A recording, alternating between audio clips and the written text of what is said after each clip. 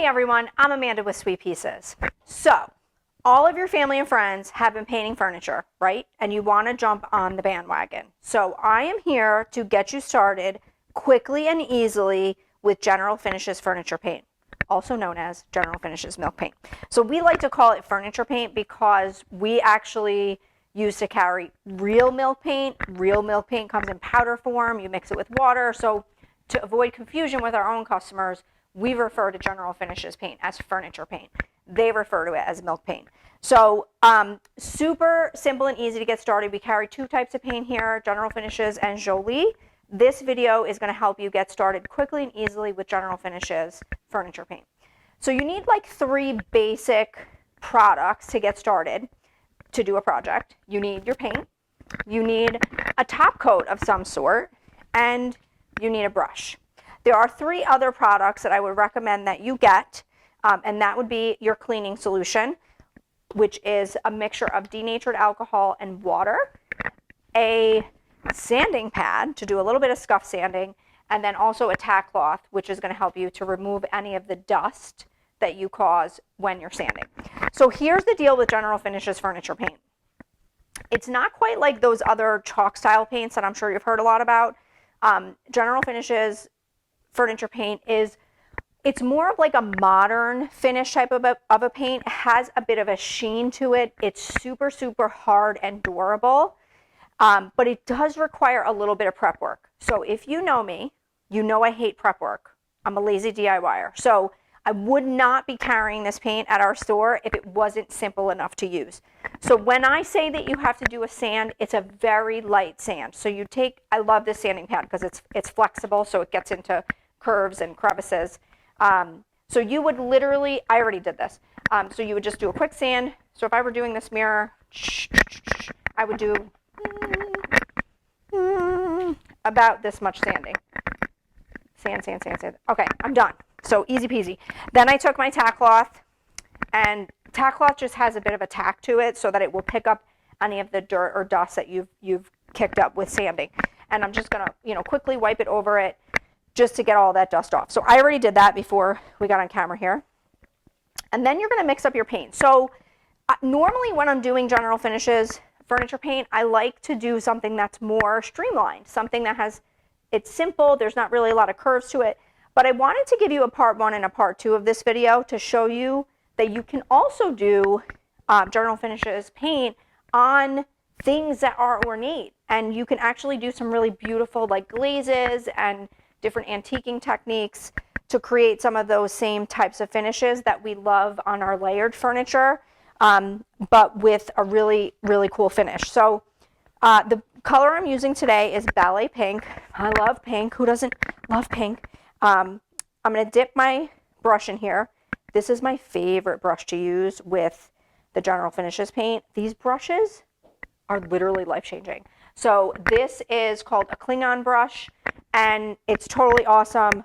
I promise you, money back guarantee. If you don't like this brush, call me personally. I will buy it back from you. This is the best brush, hands down, for this product. So I put a little bit on my brush. I'm just going to brush it on. Look at how easy that is going on. I'm barely even touching the surface. It's just amazing. So you're getting started with General Finishes. You're lightly sanding, scuffing up the surface. You are spraying denatured alcohol and water, cleaning the surface. Then you're using a tack cloth. Stir your paint. Don't shake General Finishes furniture paint. Don't shake it. Just stir it like a martini, depending on how you like it. Put your paint on. This paint is going to take, 1 hour to dry, about 1 to 2 hours. And then you could go ahead and apply another coat. Sometimes 1 coat is enough. You might get full coverage with 1 coat, depending on how you do it. And then after your second coat, generally, you can usually just go ahead and seal it. So you can kind of see, I'm definitely going to need 2 coats with this if I want to get solid coverage. So let me just show you this. If you have a lot of this beautiful raised detail on a piece of furniture, this is like the easiest trick on the whole planet. You'll look like a furniture painting superstar to your friends. Just lightly brush over it, and all of those indentations will stay your original color and where you're kind of lightly brushing it is going to be transformed. So this is a really easy technique to do if you're like layering a couple of different colors of your paint. So fun.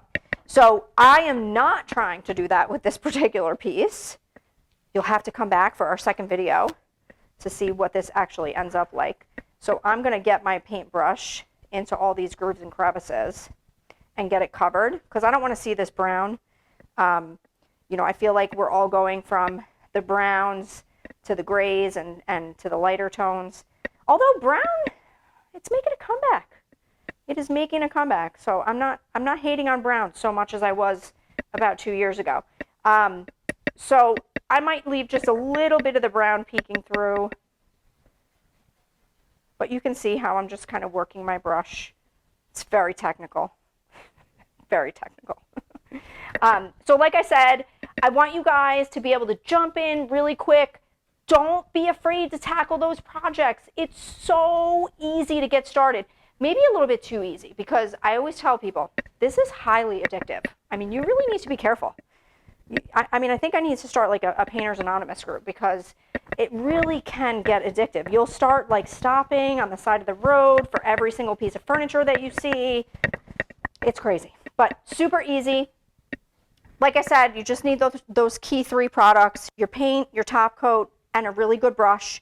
And then you'll need some of your prep products, denatured alcohol, tack cloth, sandpaper. We carry all of this stuff on our website, sweetpieces.com. If you don't live close enough to us to come and visit, if you do live close enough to come visit, I highly encourage that you come. There's so much to see here. We have so much inspiration, and our amazing team will walk you through your projects and tell you step by step what to do. And by the way, if you don't live here, we also on our website have a tab for virtual consultations. So if you want to know the deets on how to get these projects done, you can go ahead and submit a virtual consultation through the website, and we will walk you through step by step exactly what products you need to tackle your project. I hope you guys are going to come back for part 2 because we're going to show glazing on this exact piece, this beautiful little mirror, and we're going to transform it to a dated, dark brown piece to something fun and light and airy that we can put into our space. I hope to see you guys soon. Thanks for watching. Thanks for watching.